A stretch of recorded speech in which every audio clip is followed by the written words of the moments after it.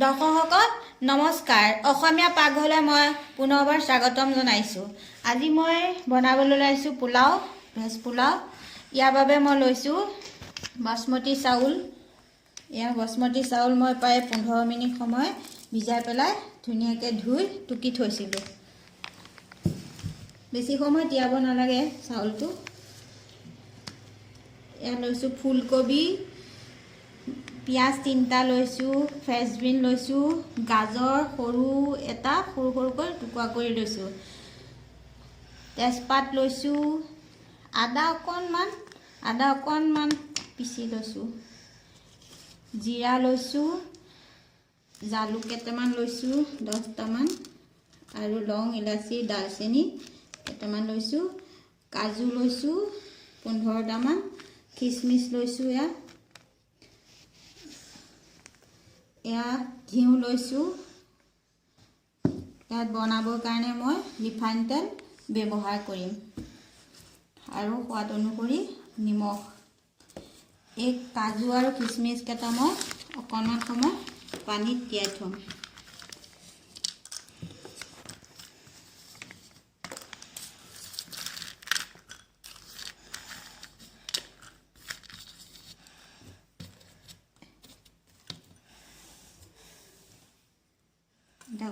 পানীত তিয়াই থ'ম।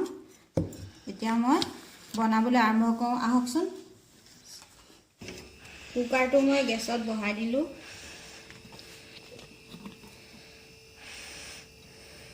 ৰিফাইন তেল দিম। ইয়াত ৰিফাইন তেলেই ব্যৱহাৰ কৰিব লাগে, মিঠাতেল ব্যৱহাৰ কৰিব নালাগে। তেলটো গৰম হওক।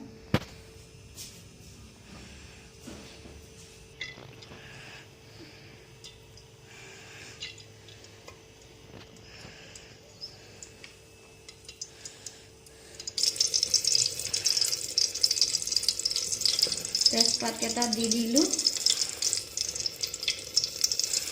পিঁয়াজখিনি মই দি দিলোঁ, কাটি থোৱা পিঁয়াজখিনি দি দিলোঁ।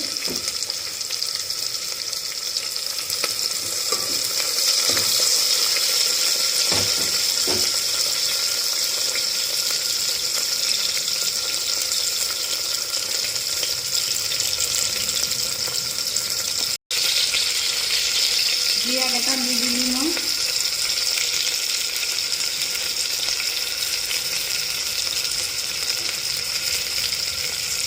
লং, ইলাচি, দালচেনি,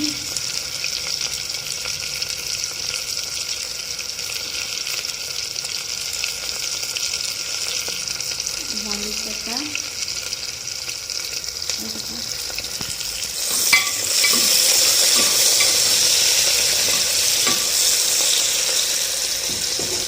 ইলাচি কেইটা মই ভাজি দি দিছোঁ।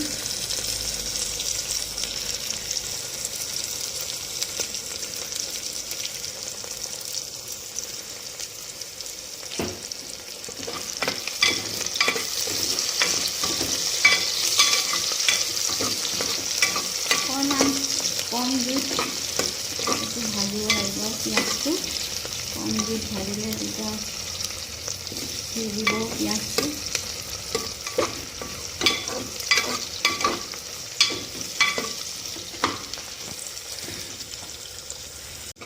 পিঁয়াজখিনি আমাৰ হৈ গৈছে। এতিয়া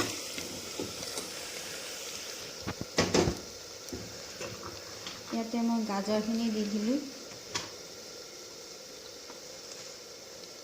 আদা অকণ দি দিছোঁ, ফুলকবি কেইটা দি দিছোঁ।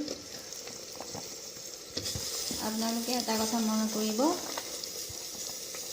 চাউলতকৈ যাতে চব্জি বেছি নহয়। চব্জি বেছি হ'লে খাবলৈ বেয়া হ'ব।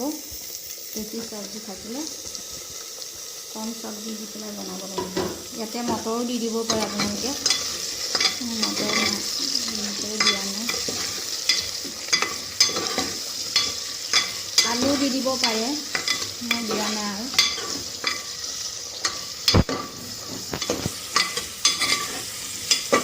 কিন্তু অকণমান সময় চব্জিটো অকণমান সিজিলে চাউলটো দি দিব পাৰিম। 10 মিনিটমান সময় অকণমান ভাজিব লাগিব।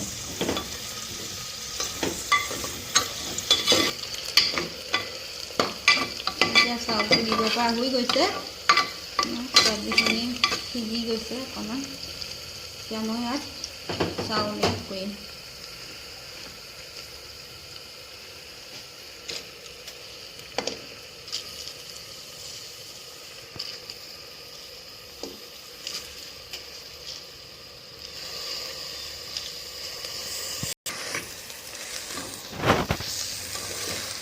চাউলটো অলপ লাহে লাহেকৈ লৰাব লাগিব, নহ'লে ভাজি যোৱা সম্ভাৱনা থাকে। অকণমান লাহে লাহে চাউলটো লৰাই দিছোঁ। ইয়াতে পানী এড কৰিব লাগিব অকণমান চাউলটো ভাজি লওঁ। ইয়াত দেখিছে কি ধুনীয়া হৈছে। চাউলটো মই লাহে লাহে লৰাই আছোঁ, নহ'লে ভাজি যাব পাৰেতো। কম জুইত ভাজি আছোঁ। ইয়াতে মই পানী এড কৰিম এতিয়া।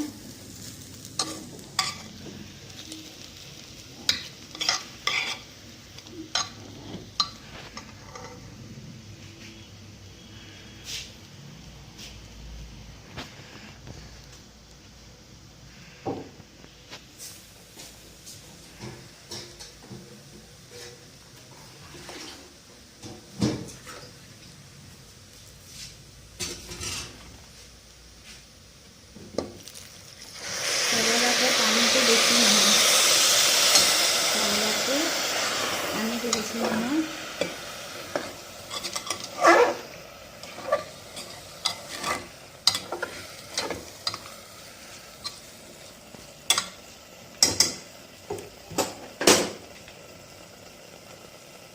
ইয়াতে মই কাজু খিচমিচ কেইটা দি দিছোঁ।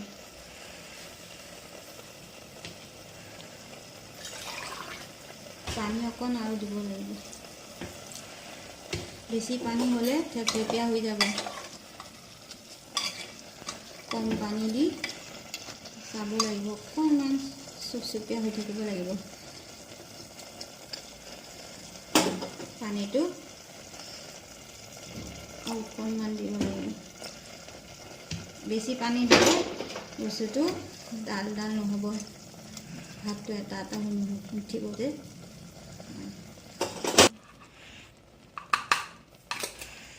এতিয়া মই নিমখ দি দিছোঁ। নিমখটো টেষ্ট কৰিব লাগিব, নহ'লে পাছত আকৌ বেছি হৈ পিছতটো দিব নোৱাৰি।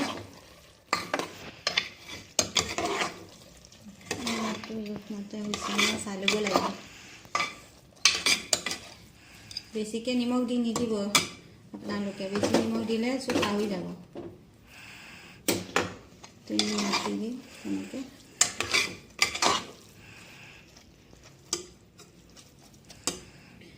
এতিয়া মই শেষত ঘিউ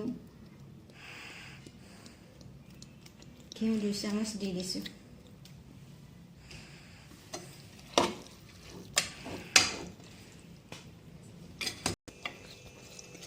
চাওক কিমান ধুনীয়া হৈছে এইখিনি। এতিয়া মই কুকাৰৰ খপটো মাৰি এটা হুইচেলৰ কাৰণে বাট চাব লাগিব। এতিয়া এটা হুইচেল মাৰি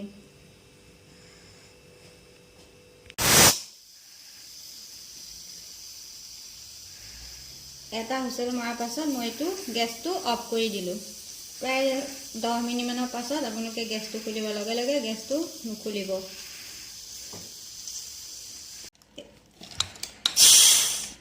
পোলাও হৈ গ'ল। এতিয়া চাওক কিমান ধুনীয়া হৈছে দেখিবলৈ, হয়নে? কিমান ধুনীয়া লাগিছে এইখিনি দেখিবলৈ।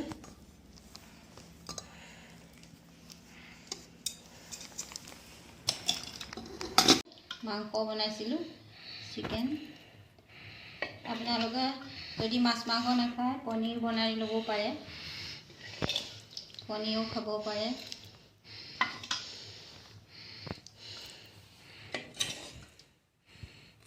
পনীৰ আলু জোলে বনাই এনেকৈ পোলাও সৈতে খাব পাৰে। মই আজি মাংস সৈতে বনাইছোঁ, মাংস সৈতে খুৱাম।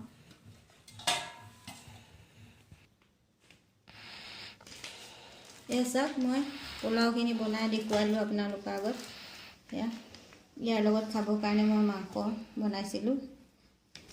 আপোনালোকে যদি ভিডিঅ'টো ভাল পালে লাইক কৰিব, শ্বেয়াৰ কৰিব, কমেণ্ট কৰিব, ছাবস্ক্ৰাইব কৰিব। আপোনালোকে এই চেনেলটো ছাবস্ক্ৰাইব কৰিবলৈ নাপাহৰিব, লাইক কৰিব। আপোনালোকৰ এটা লাইকে মনত, মই কোনো টকা পইচা নাপাওঁ, তথাপিও মনত অকণমান সাহস দিয়ে, কিবা এটা কৰা উৎসাহ দিয়ে। সেইকাৰণে আপোনালোকে এই চেনেলটো ছাবস্ক্ৰাইব কৰি দিব। নমস্কাৰ।